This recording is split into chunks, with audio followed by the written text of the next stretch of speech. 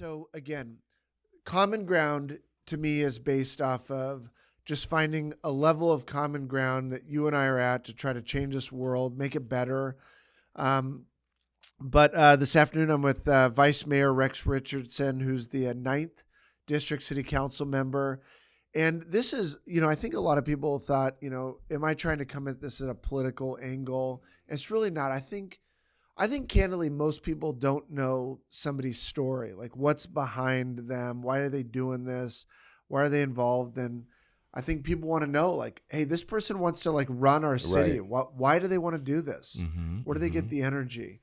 So really, we were just talking, like, you have a regular job. People probably don't. Yeah. I'm one of the only council members who works in the private sector. All of us work. There's a couple people who are retired. And city council isn't really built for, younger families or working families. It's a lot of work to pack into, How many one hours? meeting. How many hours a week you think city council takes? Well, it depends. If you mean actual putting in time, making phone calls, responding to constituents, or the time that you spend deeply thinking and engaging on issues. Both. I mean, you got to put it all in. It's hard to quantify. What I'll tell you is it all comes from a heart of service.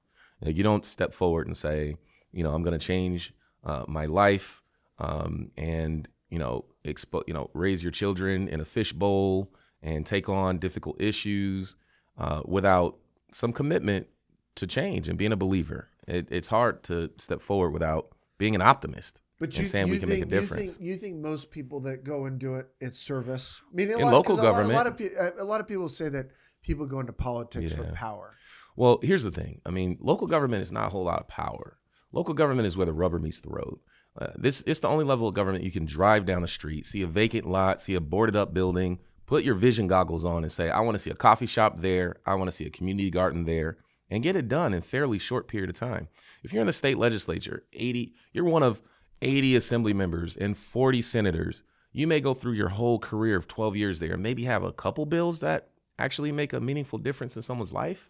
Local government, everything you do will have a direct and tangible impact on people's lives. Why do you think people care about national government more than local government when local government could actually change their city or make something, like as you said, be better? It seems like people aren't as interested in it, right? Well, here's what I'll say. When we were kids, we would watch these sort of grand policy initiatives or, these big ideas coming out of Washington, D.C., everything from, space and space programs to, I think about, Ronald McNair, right? Who was on the Challenger, how many people he inspired. But as we grew up, what we saw was partisanship and gridlock in Washington for more than 20 years now. And you haven't seen a bunch of leadership that truly makes a huge difference on the ground. But what you have seen is, over the last decade, an emerging sense of localism, where a lot of the national efforts that are happening are being led by cities now. Almost every major sort of economic policy has been championed by a city now. You're seeing, city mayors taking cabinet positions now, right? Think about, Charlotte went on to be Secretary of Transportation and was a pretty good Secretary of Transportation. So mayors have been stepping up. Think about Mayor Pete is Secretary of Transportation. He was a mayor of a small town. And so you're seeing localism. People who are on the ground, solving problems are the ones who are showing more leadership. You're not seeing a whole lot. I'm 38. In my adulthood, I really haven't seen. You're young, 38. I mean, I'm not that young. I was 38. Yeah. 2 years to 40, 12 years to Right. 50. I mean, you're I'm going to getting get there. up there. When you put your roots down in Long Beach, you felt that you could give back by making sure that community of 90,000 people had things that other people had, or whatever. Basic service and amenities. Now, somebody might say to you, well, why did that have to take you to do it? Why couldn't they do it without you? I don't think that I'm particularly special. I think that... You don't think you're special at all? No, I think Rex, anybody could do You're so this. special. You're Look, special to me. But that's not community empowerment. The community empowerment is anybody can do this. Anybody can do it. Anybody can do it. You're saying the reason why it's getting done on some of these things is because I made a choice to do it. I made a decision.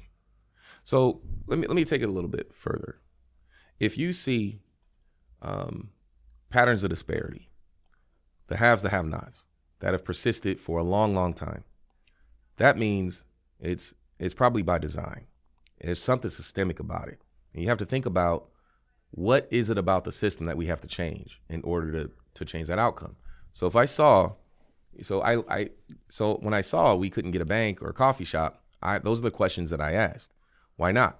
And I learned things like, you have to have certain income in the communities in order to attract that sort of retail. You mean a Starbucks might look at an opportunity, Right. and they might say, Right. this doesn't fit. Right. But absolutely. That's business. But that's business, right? Right. So I looked at those data points about North Long Beach, and it showed that North Long Beach has 77% home ownership. It showed that we didn't have, we had pockets of deep poverty, but that wasn't the case. Most folks are working families that actually have jobs and income. When we started understanding our community better, we could tell the story better. And that's how we started to turn it around. That's when Starbucks said, yeah, absolutely. Look at the Artesia Boulevard traffic counts in the morning on the breakfast side of the street when people driving to LA. It's crazy. Yeah, let's put a coffee shop here, right? When we went to the bank and showed the radius of, there are no banks in any of this area, you're going to kill it here. Chase said, yeah, I think you're right. We'll take another look at this market. So part of it is telling the story. You did a great job of, like you just started to say, telling the story of the good,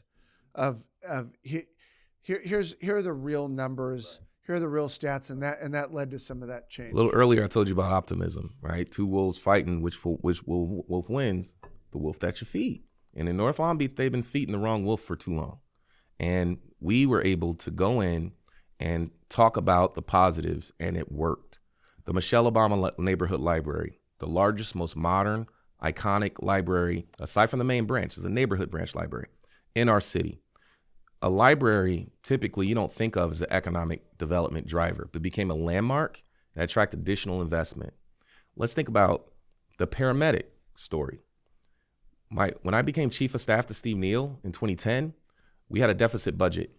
And our second council meeting, they were negotiating a cut. It was the Long Beach Municipal Band, a great band, plays citywide, didn't play in North Long Beach, and the Paramedic Rescue 12 that provided advanced life support services, cardiac arrest, major emergencies to the North Long Beach community. Both were on the chopping block. Showed up to council. It's like my second council meeting, high stakes politics. Every seat in the chamber is filled. Big red signs. Every one of those signs said, save the municipal band. Not a single sign said save the rescue. We learned a hard lesson that day, right? If you don't show up and speak up, if you don't have a seat at the table, you end up on the menu. The paramedic was cut. Our response times went down by 3 minutes across the whole city. Sure, the council member in the area voted against the cut, obviously, but that doesn't mean just voting against something doesn't mean you're going to deliver services for the people who are counting on you. And so that's when we committed, we got to change this. We got to get more people to City Hall. We got to get people to speak up. Help the city council understand what this means. It took us 7 years. We finally got that paramedic back, but for 7 years, we had 3 minutes slower response times in our community. The solution was community empowerment. The solution was building up district captains and neighborhood leaders. We created 13 neighborhood associations in North Long Beach. Well, we grew from 4 or 5 to 13. We started training leaders, doing district captain trainings on how to do public speaking, how to show up to the city council meeting and testify. We did those basic things, and we're still reaping the rewards of that today. The narrative today is not what North Long Beach doesn't have. If anything, sometimes I hear grumblings from other council members and say, how did Rex get a library and the community center and the bank and, built the shelter, and how is he an environmental stewardship Honestly, center? what I hear the most is you want it more. You want it more. I mean, when you talk about two wolves in a fight, you feed, just because you feed something doesn't necessarily mean it motivates a person to win. What motivates a person to win is the want, this inner drive. So when you look at this next phase of running for mayor and that vision you talked about when you're in North Long Beach, this vision, what do you see it as now? Where do you see your vision? What's that corner or that thing that you'd say I want to build? Let me say this. I didn't make the decision to run for mayor out of any great sense of privilege or entitlement. No one from my community has ever been elected to anything citywide or a state legislative seat, a Senate seat. What do you mean by an entitlement? What would entitlement look like if you were entitled? I come from the least likely part of town to try to take this audacious step of running for citywide office when we have no history. Do you think anyone has ever run for mayor out of entitlement? Well, I certainly think. I'm curious of the word, meaning what did you mean by entitlement? I think if you come from an area of town where all the citywide elected officials live, that comes with a certain, that means that you come from it, you have an advantage. Because you think you're in a disadvantage right out of the gate? Absolutely, 100%. But it's evidence. I know, but what I'm just interested in the entitlement part. Entitlement is you were saying I'm not coming out of an entitled place. Mm-hmm. I don't feel entitled Robert to be. Garcia entitled? Was Beverly O'Neill? Was Robert? I mean, what does that mean? I'm saying that I am not coming from a place. It's not a reference to someone else. What I'm telling you is the history of my community in North Long Beach isn't one where you can sort of say, I want this thing, and it's there for you. It's when you see that in 100 years of our city, no one in North Long Beach has been elected citywide, then you're coming from a disadvantage from a voting propensity standpoint. Or you're coming out of a district that has 90,000 people. No, the district has 55,000 people. North Long Beach has 90,000 people.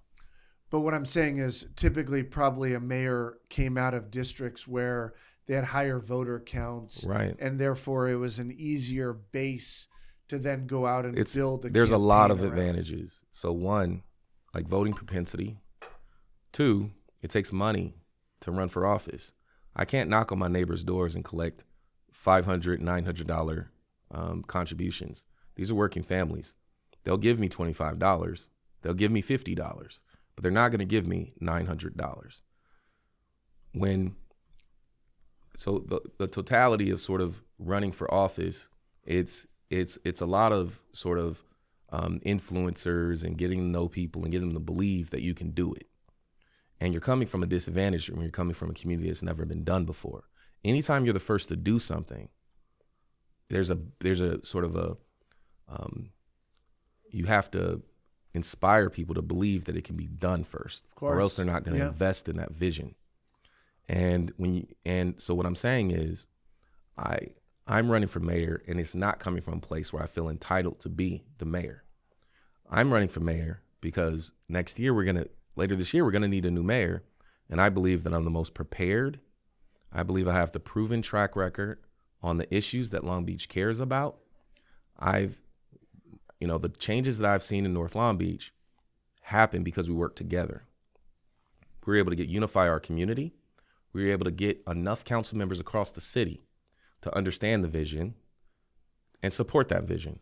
And that collaborative style of leadership is what is going to be needed within our city and across government in order to beat the challenges or address some of the challenges that our city is facing. Yeah.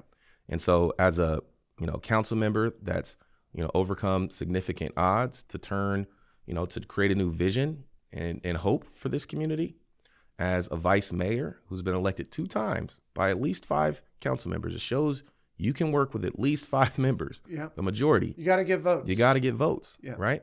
And on the issues that people care about, from homelessness to public safety, I've been there, and I have a proven track record on very difficult circumstances, showing leadership and making a meaningful difference.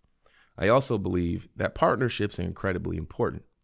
If it hadn't been from the state funds, county funds, and federal funds, Long Beach would not have made it through fiscally. We wouldn't have made it through the past 2 years. When the pandemic hit, we had significant deficit. We saw transit occupancy tax. A lot of cities made money from the pandemic, honestly. I mean, really, when you look at federal dollars, a lot of cities made a lot of money from federal dollars that made up huge budget deficits, right? Right. Yeah. Right. Long Beach was when CARES Act came out, we were shy of the 500,000 person population. So we were not eligible for CARES Act. it was only through working with the state legislature and the county is the only reason we were able to get the initial relief dollars, the $40 million to the city to help us through that first pandemic relief. Yeah. It was not because we were entitled to it like other cities. Right. You mean you weren't qualified for it based on some numbers, but I want to go to something you said. You said, when I hear what you're talking about in North Long Beach, you're talking a lot about quality of life, right? That's all it Banks, is. Starbucks, Services, quality of life. Right. Making someone's life better. And I think as a public servant, if you're saying, hey, I want to make somebody's life better, but somebody in Long Beach, I love Long Beach. That's why I'm doing this. I really want to see a better Long Beach. Absolutely. An average person driving through Long Beach, I don't care where you are, north side, east side, downtown, there's no way a lot of people would say that the quality of life for somebody who lives in Long Beach and loves Long Beach is in a great spot right now. Homelessness. I was just happened to be out of town. I came back into town. It's like I had forgotten homelessness existed. First thing this morning, driving in, homeless. You look at the crime stats just down the street. A person is stabbed at a grocery store. It's in a pretty nice neighborhood. I saw that. And you go this quality of life. And so when you talk about overcoming the odds, right? Is the system, it, right? You know how to get 5 votes. You've done it. Absolutely. You know all these different things.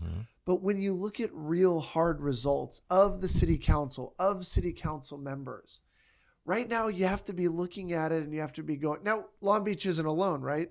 Other cities in California are dealing with this, San Francisco, Los Angeles, and all these things. But what's the vision to change this? I think, how could you make, again, whether somebody lived in North Long Beach or anywhere, right, how are you going to make their quality of life better? So I want to come to that, but you jumped in before I finished the answer about why I'm running for mayor, right? We got caught up on the entitlement statement. I believe that there's a lot of good that I can do. There are parts of town that certainly need a little bit of what we've done in North Long Beach to make a difference.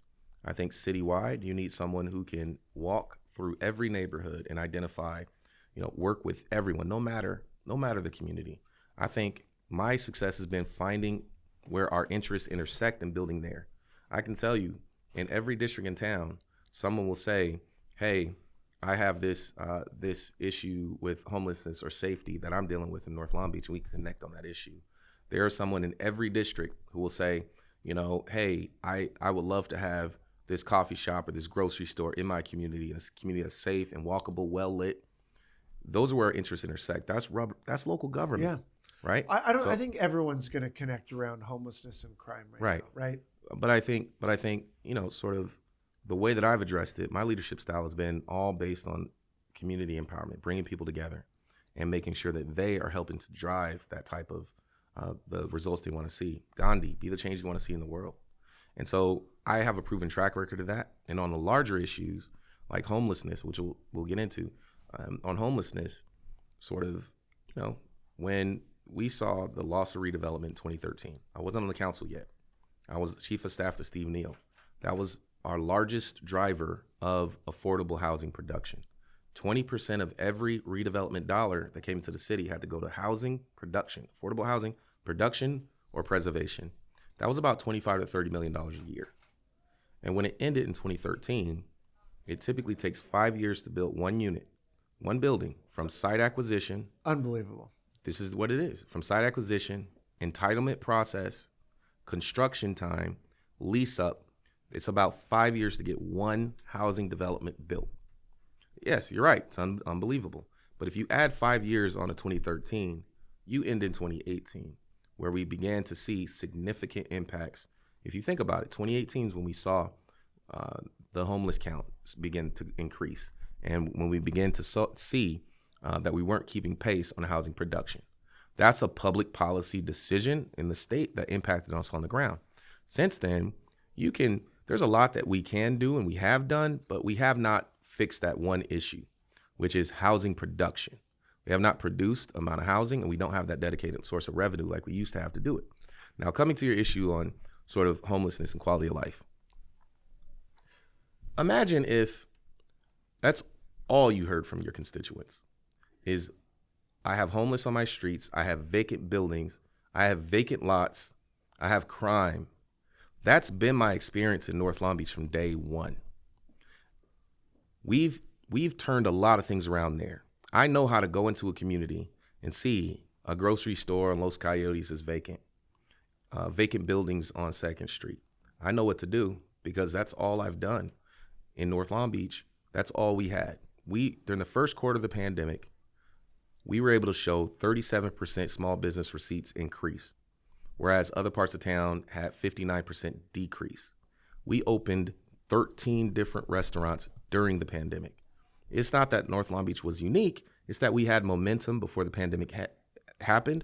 We were able to look these businesses in the eye and say, I know this pandemic just happened. You have my word, we'll be with you. And they look back and say, well, we're going to maintain our commitment to North Long Beach. We will open. We worked with them to help them figure out how to do online sales and Uber Eats and all of that. Some have been very successful. Sal's Gumbo Shack that started in the 9th District, she did well during the pandemic. She just opened a second location in Bixby Knolls. So some small businesses have actually thrived, but it took a lot of hand-holding, a lot of commitments made. That's the kind of leader that's going to have to bring us through the recovery. As mayor, I'll give you an example. As mayor, I'm going to have a deputy mayor over economic recovery whose job is to do what I did as a council member. Look that small business in the eye, shake their hand, and say, I know it's a difficult time, but we're going to bet on Long Beach, and we're going to be with you every step of the way to help get through the pandemic. On homelessness, I have a reputation of I lean into the challenges head on.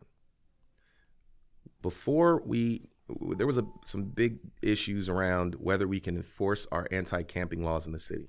There's a law, Martin v. Boise Supreme Court decision, that says cities cannot enforce your anti-camping laws unless you have adequate shelter within your city. This is at a time when we didn't have a single municipal shelter as a city. This is before we had access to the state's program, Project Room Key, that can buy motels and turn them into transitional and supportive housing. There was a point where we didn't have anything. I stepped forward and said, I remember the discussions. The city manager was begging someone to step forward and say, will you build the shelter? I made a calculation. I said, there are some parts of town that are very unstable in my district, that a little bit of investment would actually stabilize it and attract more resources. So I'll do it only if we buy the land with a commitment to develop that land, to partner with a developer to develop it into something stable that brings services and housing and jobs. That the government is buying the land. The government bought the land. So we stepped forward and we bought the Atlantic Farms building in North Long Beach. And today it's the Atlantic Bridge community. It has 125 beds, men, women, couples, a dog run. This is not a nightly line standing outside shelter. You do intake at the multi-service center, you commit to accept services, and then you can come here for 30 days or 60 days or 90 days to try to get back on your feet. They're changing lives. So we were the first ones to step forward and do it. We were able to do it because we had built credibility with our own local community who trusted I was not going to bring something in to this community that I was not personally invested in making sure that it was successful and it didn't have a negative impact on our communities. So I put my word up to my residents. And today, if you were to ask those residents adjacent, they'll say, we love what's happened. We're about to unveil a new vision for it, the new development, and they're excited for this. That new development wouldn't have been possible unless we leaned into the issue of homelessness. Now, I personally believe that we need to do more. We've got Project Room Key that's come on board. A lot of the council members have, since we did the first one, they saw there's nothing to be afraid of. Let's do it, right? So we've inspired more shelter capacity, more compassion across the whole city. We need to make sure downtown has some shelter that's a bit closer. It's very difficult to address the homelessness issues downtown when all of the support is adjacent to downtown or in North Long Beach or in Central Long Beach. So we need something a bit closer to be able to have a bigger grip on the issue. I also think we have to layer services on top of each other. The Downtown Long Beach Associates is going through a renewal of their business improvement district. And there's a little bit of an increase in their assessment specifically to have a downtown homelessness apparatus that can partner with the city's homeless outreach apparatus to have a boutique approach in downtown. How are we going to attract businesses to our downtown? How are we going to take And that's LA's what- lunch if we can't say that Long Beach ease, speed, and predictability to do business and clean and safe? Yeah. Those are the things that people need to hear. I think that's why, first off, I commend anyone running for public office. My dad was a school board member. I watched it. I understand. My aunt was a city council member. I watched politics, and I give you credit for going for it. Here's what I think the hardest thing about being a politician is everything you just said. I think most people listening, they're just like, yeah, yes to all of that. I don't care if you're Republican, Democrat, It's not white, a partisan black, issue. It just makes sense. Just if you can do those things, great.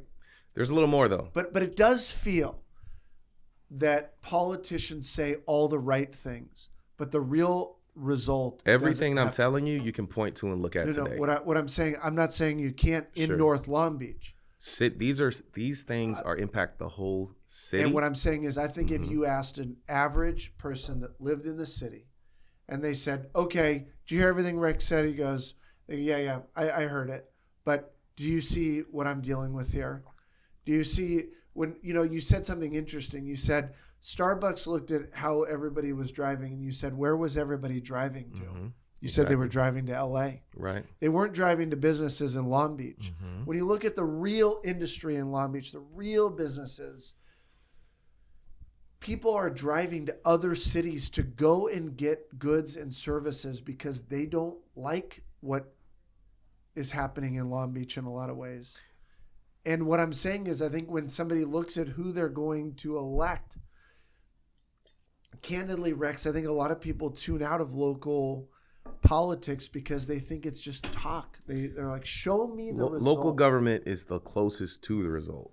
If you want to talk about talk, you got to look at state or federal government.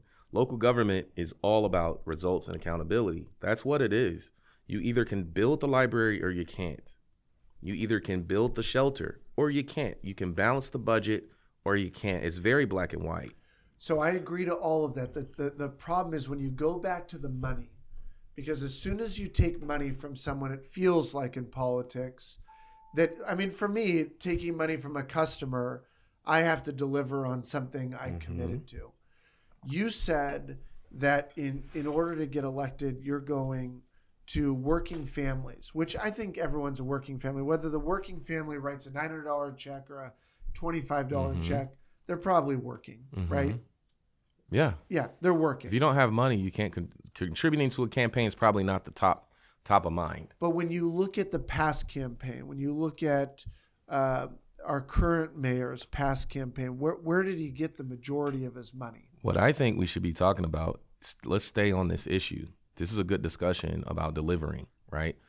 We can come back to campaign finance law later, but we really need to get through this issue on homelessness and the ability to deliver. The things that I'm putting forward are rooted in evidence, rooted in data, and there's already momentum happening in these spaces. Long Beach is not starting from scratch here. We have our own continuum of care, our own health department. 50% of the folks living on our streets dealing with experiencing homelessness are associated with sort of loss of job, economic issues, loss of housing, can't afford rent. The other half are dealing with domestic abuse, behavioral health, mental health, and substance abuse.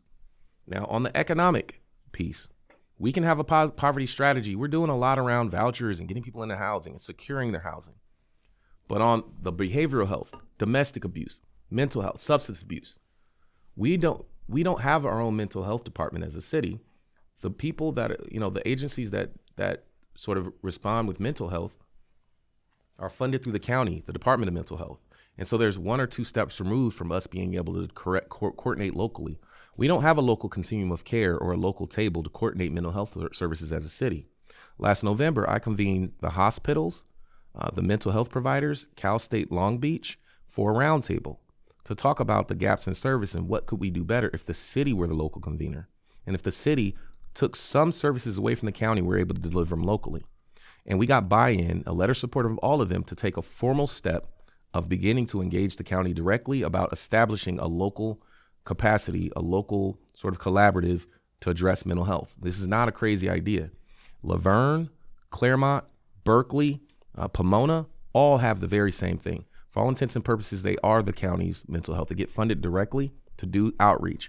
Imagine if Long Beach, either within its health department or adjacent to it, had direct funding to do substance abuse outreach, build up step-down facilities, which are, let's say someone goes to the hospital because they have a cut, they live in an encampment.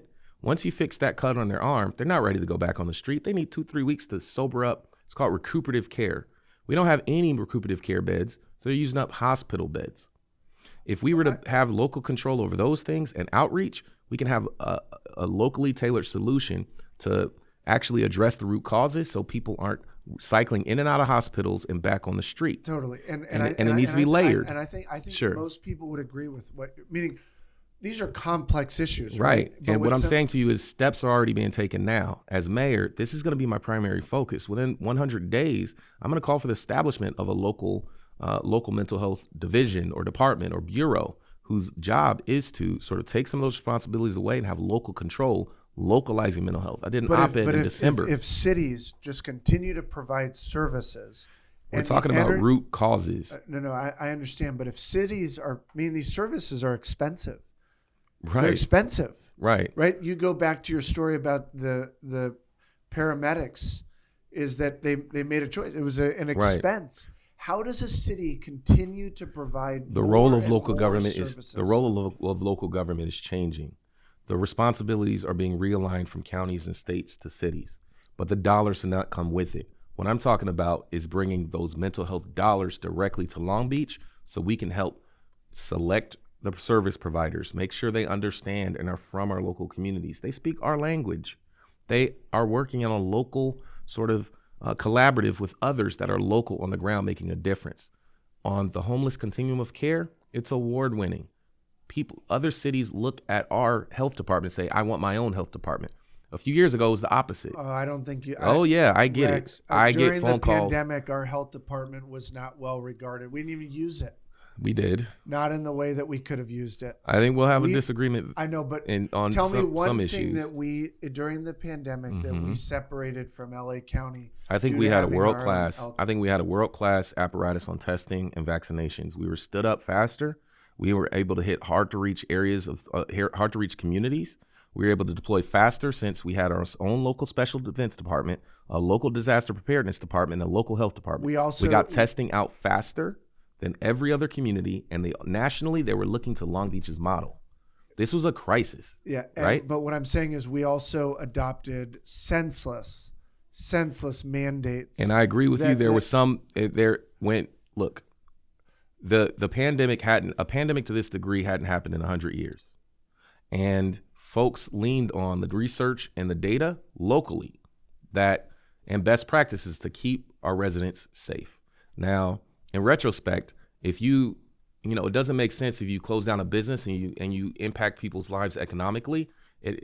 People who are low-wage workers and service workers take a whole lot longer to recover. I agree. I agree that. And so in hindsight is 2020 on some of those things. My point is this: when we just went through your whole history and your story at 38 years old, and if we did the same for me at 43, neither of us are health experts. Right. Neither of us are experts on homeless. These are complex, very complex issues. No city council has had to deal with the issues this city council has to deal with. Hard ones and hard choices. And that's the job. And what my point was on delivering results. Mm-hmm.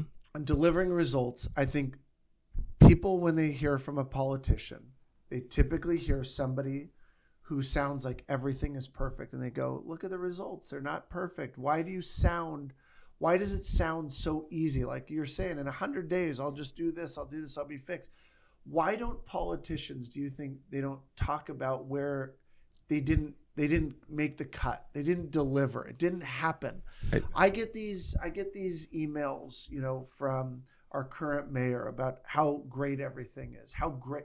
Why do politicians focus so hard? I can't speak for politicians. Here's what I can tell you. But in this case, in our talk, you've talked about all the things you've delivered. Mm-hmm. If you were asking a business owner, and they were sitting talking about their career, they would be able to say, this is where I failed. Yeah. This is where I blew it. This is where I didn't come through. Here's a customer we pissed off or whatever. Can the city council, or can you in the 9th district, can you point to anything where you say, I blew it here. I didn't come through. Here's the thing. I started off by sharing with you places where the city has failed my community that I represent. Lack of resources, paramedics, votes to, and I'm not saying I wanted to cut the band, but I think there could have been better decisions around not cutting the paramedic. Sure. Decisions are human decisions. They're land policy decisions, budgetary decisions. But the reality is there are disparities in our city that are systemic. And the reality is the 9th district, the 6th district, the 1st district, those 3 districts in town have never even in the history of our budget oversight committee had a seat on the budget committee. And the 6th district had for about 2-year period, I think it was Laura Richardson.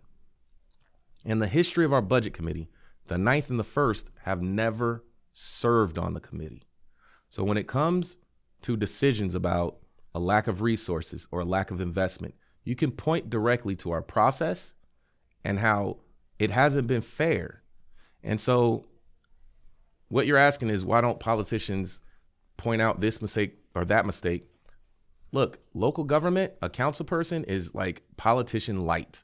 Let's just be real. These are not, everybody works, right? They're trying to serve their community. I believe all 9 of our council members, they're all working. They're stepping forward. It isn't for glory. It's because they love their city. Every single one of them. And what I can tell you is the issues are big and systemic, and someone's not going to change everything in 4 years or 8 years. I'm not running to be a council member for the whole city. I'm running to be the mayor. The mayor is the one who galvanizes the whole council with a clear vision on where we need to go. That's totally the mayor's job. And you've been a major supporter of the mayor currently. I've been a champion for North Long Beach and helping to bring our city through a very difficult time. No question. That's my job, and that means. But what I'm saying is, we're talking about delivering to a result. Right. Delivering to a result. Understand the last 2 years have been terrible, but they've also been a lot of opportunity. There's been never the amount of dollars going to cities than there has been from a federal level that I could ever think of. Right. So you have money to make change. The money just began to go out now, literally in the last 30 days. So these dollars that come in from the federal government have strings. There's not general fund flexible dollars.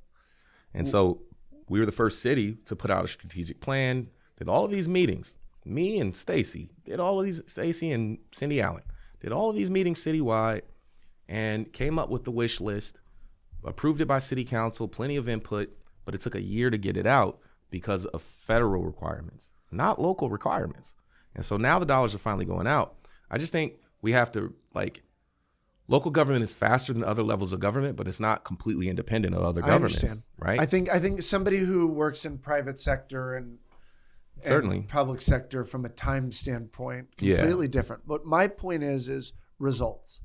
Results. I hear what you're saying in North Long Beach. You've driven results. Yeah. What I'm saying is, as a city council, the current city council, those 5 votes you talk about, I think of that quality of life component of people saying, Rex, I just want to know, are you going to be able to deliver results? I think past experience is the best indicator of future performance. When I'm hiring, if someone can tell me what they've done, that's going to give me a good read on what they're going to be able to do. I was elected vice mayor a year ago during the pandemic, right? And I believe that largely is because prior to that, I was chair of economic development. I was, chair of our state legislative committee. We laser focused on bringing down CARES Act dollars. We laser focused on our economic relief plan and setting up our economic recovery plan. For all those reasons, the council said Rex is the guy for these next 2 years to serve as vice mayor. Now, the 2 years prior, it's a different vice mayor, and that's just how it works. Yeah. So the vice mayor's role is sort of a litmus test of where the council wants to go, right? Before I was vice mayor, I was showing leadership on these critical issues at a time when, sometimes my district might have said, hey, Rex, I know you're helping with this pandemic recovery, right? We still got to keep our eye on the ball in North Long Beach. It's not like you get extra budget or extra time for being the vice mayor, right? My focus has been this pandemic recovery and keeping people healthy and safe. And we've done a good job at that. We've done a really good job at making sure that we put our health department forefront on testing and vaccinations and health equity and make sure we're getting into the areas that are hard to reach. When we didn't get any CARES Act dollars, it was a full court press to go get the dollars and bring them home. That made an incredible difference. We were able to give money to restaurants who were struggling. We were able to give money to, barber shops who couldn't cut hair anymore because you have to be up close with someone.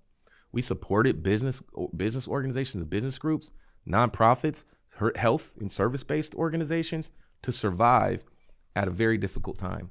And now we have a big opportunity, you're absolutely right, with the recovery dollars. And I'm really excited about what we're going to be able to invest in to help boost our recovery. We know that the pandemic impacted everyone, but low-wage workers, it's called a K-shaped recovery. People who are not making a lot of money prior to the pandemic are having a harder time surviving or getting back to where they were. Whereas if you, made over $80K a year, which is you and me, what you saw that their housing situation was a lot more stable than the other group. And they largely, if they were impacted, they got back to where they were prior to the pandemic significantly faster than low-wage workers. And so what that means for our city, if you look at the demographics of our city, that's a problem. When you have growing poverty, housing insecurity, it's going to affect everyone. I go back to social fabric. We're all connected. It's not good enough unless we have a plan that everyone can sort of recover from this pandemic. And that's what I've been focused on. Now, when you go to results, I can just tell you that I have a great track record in my district. I can tell you that on the city, I've been there on all the issues that matter and showed real leadership on, pandemic recovery and things like that. I can tell you in the region, Long Beach is a big, we have our port, our air quality, the goods movement. It benefits us locally because we serve a larger area, a region. And so I've been able to be at those tables, at a very difficult time as president of Southern California Association of Governments. It put Long Beach in a great position to lead on transportation and housing when I served as president. On the South Coast Air Quality Management District, Long Beach hadn't had a board member in more than a decade on the agency that regulates our port, our airport, rail yards, warehouses, many of the industries that generate jobs. We didn't even have a seat, and they create the sort of air quality management plan, which is a plan on how to regulate those industries, how it impacts jobs and clean air, while at the same time, we had some of the poorest air quality in decades here in our Long Beach and Los Angeles basin. And so we didn't even have a seat at the table. And so those were other ways where, we need to step up, make sure Long Beach had a seat at the table. So as it relates to leadership on very difficult issues, I've been there. As mayor, I'm not running to be the council member of 9 districts. I believe council members have a job to do. We need to empower them. We need to support them so they can support and deliver for their communities. But the mayor has to have a vision of where we're going to take the city, has to be able to galvanize our city council, our communities behind that vision. For me, it's a city where no neighborhood is left behind, where we don't have this story of North Long Beach anymore, West Side, Central Long Beach, where you can have green grass in every park and playground, east or west, where you don't have vacant buildings and grocery stores on Los Coyotes in East Long Beach or on Atlantic Avenue on Cherry in North. But that's the point. You have them both now. Yeah, and what we have to do. So what I've done in North Long Beach is called boutique economic development. You can't just say our city is booming because of so much throughput at the ports if you don't have grocery stores and banks in your community. I agree with you. Boutique economic development means sweat the small stuff. Here's where it impacts the whole city. For many, many years, we've been a city that we judge our economic success based on a few factors. We get most of our property tax and sales tax just from a couple areas of town. That's not sustainable. As soon as the pandemic hit and hotels closed down and gas prices dropped, oil prices dropped, as soon as that happened, we had to furlough employees, street sweepers, and basic services and public safety. So, we didn't furlough public safety. You can't furlough public safety, but we had significant cuts, right? Now, what if, our bread and butter is property tax and sales tax. What if other areas of town were also contributing to the same degree? What if we had retail in North Central and West Long Beach that were contributing the same way downtown or East Long Beach contributed. Retail's not going to move in if it's an unsafe city. Hold on. Answer the question.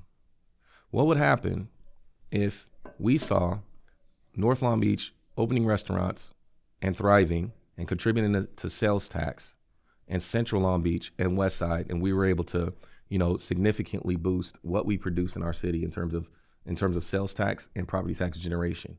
What it would mean is less deficits and more services for the whole city. You can't have, your economic strategy can't be place all your bets on Douglas Park and downtown. It has to be, we need to make sure that every part of town is economically booming, of course, because it benefits everyone. That's what I've done in North Long Beach. That's what I can do in every part of town. And that is that economic inclusion strategy is a resiliency strategy. It means that our city makes more money, is more economically thriving, and we're able to provide the services that people care about. Police officers, firefighters, parks with green grass. I don't know about you, but I'm so tired of going to a park where you run on the grass and it turns into dust. I think, Rex, listen, I love what you're saying. Mm-hmm. I think if you listen to the current mayor, I bet you... I'm not the current mayor. I know, but what I'm saying is you're a part of the group. No, you can't characterize. I represent North Long Beach. I know on the city council. And no one else represents mayor. Right. And what I'm saying is I listen. The vice mayor is not appointed by the mayor. But I listen to you. Mm-hmm. I listen to what you have to say, right? In any conversation, you're listening to somebody and you're evaluating whether they're telling you something that they're going to deliver on, right? Right. And when I'm listening to you, everything you're saying, I agree with. And everything I'm saying, we're doing. And I hear that you're doing. But if I'm saying the average person in Long Beach on quality of life, the average person says there's homeless people, it's safe, the water looks like shit. Like the city, I'm going to go somewhere else. Right. Are we out of time? I ran into a meeting, but let's keep going. And all I'm saying is I think that people in this election cycle are going to say, hey, can you deliver the result? Or are you going to sell me a promise, be tied to other promises that we don't know about to where it can't get done? I can tell you, elected officials, during election time, people are going to pander. They're going to tell you anything they want to hear. I encourage you to go and check the record. That's something you can't change, is their record. See what I've done on homelessness. The REACH model. Who advocated to bring a model that was similar to Cahoots in Eugene, Oregon, to city council? Go check the record. Go check the record on the shelter. Check the record, my op-ed and the motion city council to localize mental health services. Check it. As a council member, you're one of 9. You have to convince your colleagues to move along. As mayor, you have to be the charismatic leader and get people to believe and inspire them to head in that direction. I'm not running to be the council member for 9 districts. Yeah. I'm running to be the mayor. The thing that I would say that I hear most about you is the story of overcoming odds is a story that we like. Mm-hmm. In America, we like that story, right? Somebody overcoming odds. Yeah. You come with a lot of passion. You talk a lot about your family roots and where a lot of this drive comes from. Mm-hmm. And I think you have a vision. I really do. I think you really want to do something. And I think you're saying, check my track record. Check my track record. The one thing I would say, I don't know who you've made promises to. In any results, that's what you would look at, right? You would look at this because I think everyone's going to agree around homelessness, crime, quality of life. Can Rex get it done? And what is the cost of him getting it done? Because in this process of an election to receive support money, you have to make promises to people. So you don't have to make promises to people. That's false. So that's not how it works. The best asset you have in a campaign is work ethic. It's the same thing in business. It's the same thing in government. You need to be smart and you need to work hard. If I'm going to win this race, it's not by making empty promises or making commitments or pledges. That's not how it works. So the firefighters were the first to endorse my campaign. It was not because I made some promise. It's because they saw how hard I worked to restore Paramedic Rescue 12 at a very difficult time. It was not included in Measure A. Go back and look. It was a paramedic on your side of town. That's what was included. It was Engine 8. It was the downtown police division. If you're trying to eliminate... Listen to me. Listen to the point I'm saying. If you're trying to eliminate have and have-nots, if you look across a table at a person, you say, your side of town. Listen. That is a... I'm not dividing. What I'm talking about is... When you talk like that, it's dividing. Well, I think we're the whole city, and when you add a paramedic or when you add an engine, it affects the whole city. But what I'm telling you is the firefighters were able to look at my track record at a time when, again, my side of town had 3 minutes slower response time, and it was not prioritized during Measure A. We voted in high numbers for Measure A without a commitment, a promise, right, that this was going to be restored. So we had to get out and work and get support from the whole city, every part of town, to make that happen. Don't listen for what, listen to what I'm saying. I'm listening to what you're saying. Don't infer what yeah. I'm implying. No, what I'm saying to you is we're one city. We have to have a city where it's okay, where every community has to understand that the city has its back. Every community, north, south, east, west, right? We're looking at data and we're making smart choices, right? So it's not about what pledges or commitments. I don't know where you're going with that, but like, I'm putting myself forward, my track record forward. I'm going to work as mayor. I'm going to work hard for every part of town. If East Long Beach or West Long Beach is saying that we are lacking in this area, the homeless crisis is important, then I'm going to work just as hard as I worked in North Long Beach for the whole city to make sure that happens. What people will tell you about me is that Rex works hard. No one's going to work harder. I keep my word. I am a serial optimist. I feed the right wolf, the optimistic wolf, because I think I've seen what we've been able to do in North Long Beach. I've seen what we've been able to do in terms of this pandemic. Listen, I feel optimistic that our best days are ahead of the city, and I'm going to galvanize our city council, our residents, our public. I'm going to work across government. I'm going to work with the county board of supervisors. I'm going to work with them. The chair of the board, Holly Mitchell, Janice Hahn, Hilda Solis, have endorsed my campaign. I've had substantive conversations about pulling things like mental health away from the county to do it locally, right? So these are the things that the mayor's going to have to do, have the bigger conversations about delivering. So running for mayor means that you have to be a mayor for the whole city, every part of the city. I think people, when they hear Rex, that overcoming adversity, what you're talking about, overcoming barriers, I think everybody in every part of town can identify with that, right? Buying my first home, buying my second home, working in the private sector. My wife's dad was a janitor. She's got a doctorate from USC and runs the business analytics program at Marshall School of Business. Like, we didn't come from any place of entitlement or privilege. We work hard. And I don't know, and when you say that, when we talk about that word entitlement, right, or privilege, mm-hmm. I don't know anybody that's not working to try to overcome then they something. should identify what I'm talking about. Yeah. That's where I'm coming from. Yeah.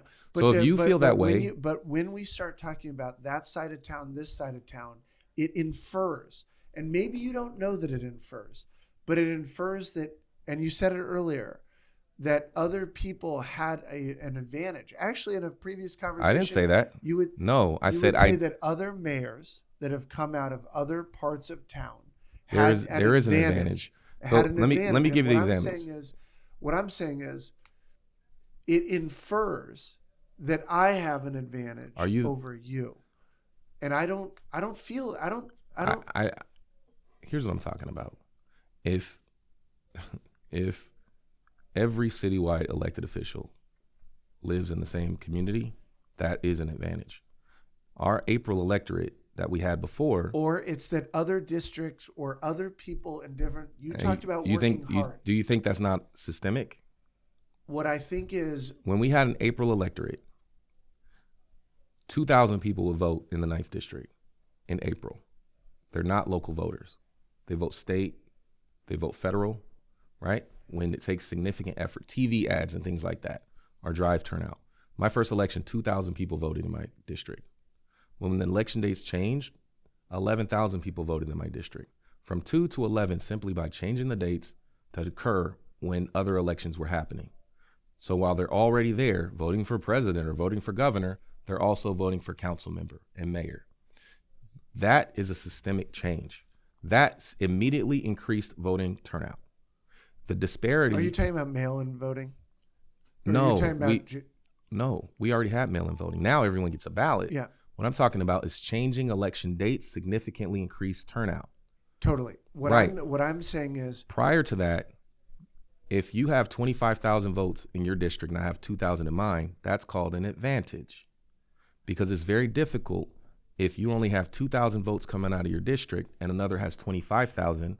It's nearly impossible to win an election. You haven't represented that area. They don't know you.